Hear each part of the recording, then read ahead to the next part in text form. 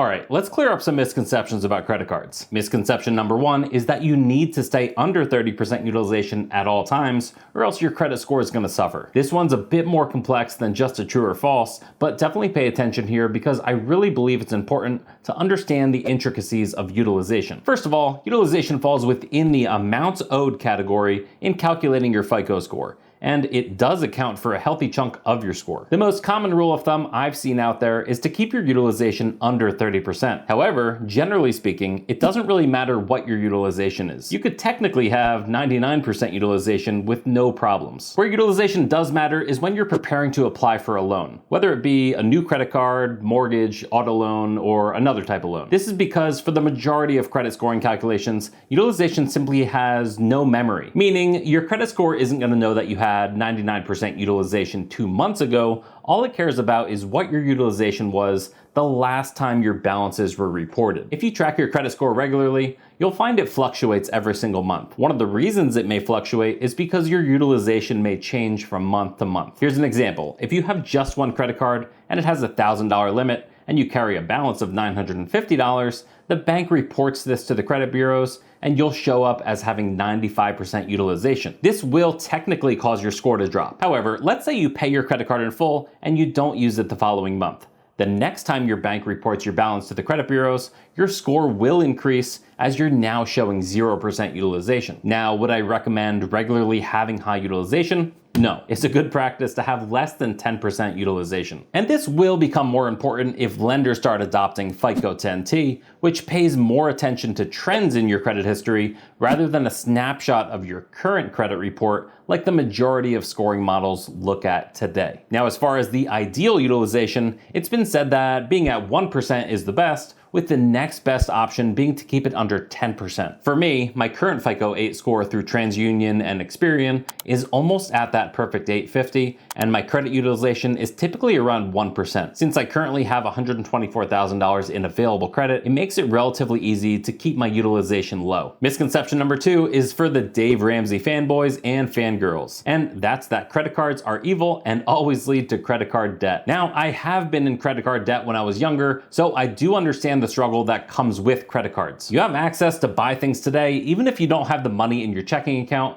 to afford them. But I really believe it's important for you to have the financial discipline to only spend what you have the money for. When I was growing up, there were times when we were poor and on food stamps, which is certainly the opportune time to abuse credit cards. And that's exactly when people are going to dig themselves into a hole that's going to be very difficult to get out of. For cases like these, yes, it may be better not to have the temptation of credit cards at your fingertips. By the way, do me a huge favor and tap that like button as it really helps support the channel. But generally speaking, I personally don't believe the answer is to cut up your credit cards and not care about your credit score like Dave Ramsey will instruct you to do. There are simply too many things in our society that require a credit score. Even when you go to rent an apartment or get a new cell phone plan, they will more than likely run your credit to see if you're financially responsible. Now, do I agree with credit scores and how important they are? No.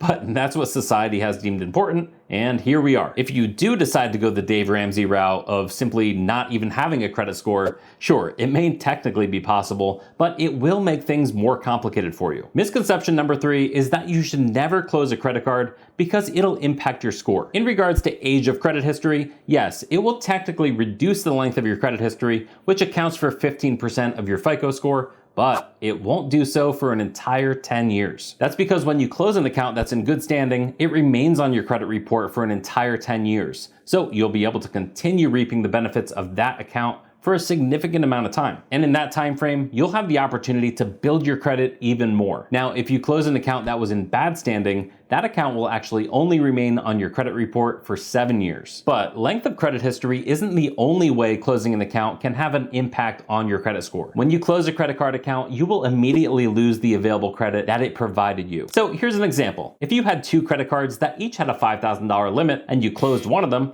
that's effectively cutting your available credit in half, which can then cause your utilization to skyrocket. In this case, if you wanted to stay below 10% utilization, you would have previously been able to spend up to $1,000 on your cards, but now you'll have to keep your balance below $500. However, if this card was simply one of your 15 cards, it'll likely have much less of an impact on your available credit and thus your utilization. The fourth misconception is that autopay is unreliable. Well, let me tell you something. Humans are even less reliable. I've had quite a few instances where I slip up and I miss my payment due date by a day or so. By the way, if this happens to you, it's always worthwhile to reach out to the credit card company and politely ask them if they can remove the late fee from your account. If your account's in good standing and you always pay your bill on time, there's a decent chance they'll work with you. Back to autopay. Autopay is great. It simplifies the process of using credit cards. I think some people may get bent out of shape regarding autopay and they think it's broken because they don't read the terms. It's fairly standard for autopay to take a month to kick in, which means it may not always pay your current bill. So we may set up autopay and then assume we're covered, but the next thing we know, we're getting hit with a late fee. Another thing I've found with certain banks' autopay systems is that they're not always intelligent. What I mean by this is that if you set it to pay your statement balance in full each month, but then you go and make a manual payment before that autopay payment goes through, you may find yourself making a double payment. Now, this can certainly cause an issue, especially if your checking account doesn't have the funds to cover both payments. Insufficient funds. All in all, though, I found autopay to be reliable. My advice is to set up autopay to pay your statement balance in full each month and don't look back. This will minimize the time you need to spend worrying about paying your credit card bills. Misconception number 5 is that it's important to carry a balance in order to build credit. This one is simply not true. It simply doesn't factor into the calculation of your credit score. Utilization rate matters, but you can have a high utilization rate and pay your balance in full each month. It's really all dependent on when your credit card reports your balance to the credit bureaus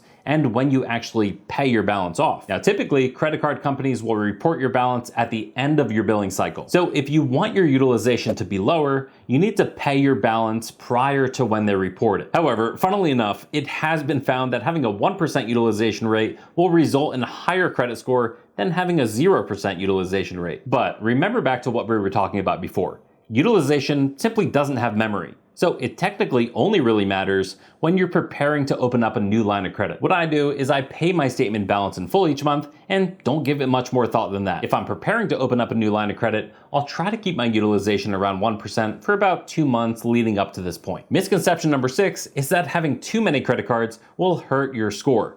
No, in fact, having more credit cards will lead to more available credit, which will in turn make it easier for you to keep your utilization low. And Experian themselves say you can never have too much available credit, and the more you have, the better it is for your credit score. But this is assuming you'll be able to responsibly manage multiple credit cards and aren't gonna max them all out. If you think this may be the case for you, it could be beneficial to give Dave Ramsey a call. So Credit Karma actually has a fun little infographic that shows people who have an 800 plus credit score typically have about 7 credit cards. For me, my credit score is pretty close to 850, and I currently have 14 active credit cards, and I'm planning to open a few more within the next year or so. Now, the advice I'd give to my younger self would actually be to open up a few more credit cards at a younger age, so that my length of credit history would be even longer than it currently is. Misconception number 7 is that there's just one credit score. Your FICO score. In reality, there's a boatload of different credit scoring models, and how they're calculated is not public information. There's 2 major companies that create the scores that are commonly used, FICO and VantageScore.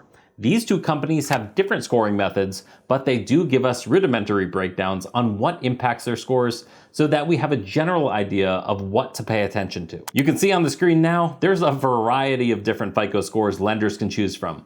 There's even a specialized FICO score for auto lenders, which differs from the FICO bank card score that credit card lenders use, which also differs from the FICO score that mortgage lenders use. And VantageScore also has several different versions as well. The most common score used today is the FICO 8 score, and you can actually access your FICO 8 score for free through Bank of America, Experian, and Discover. And Citibank actually provides their customers with their FICO bank card score 8 if you're interested in that. And you can find your VantageScore 3.0 in various places, including Chase, Credit Karma, Amex, and Capital One. If you got value out of today's video, do me a huge favor, tap that like button and subscribe, as it really helps support the channel. And if you'd like to see all 14 of my credit cards and why I have them, check out this video. Thanks for watching. Peace.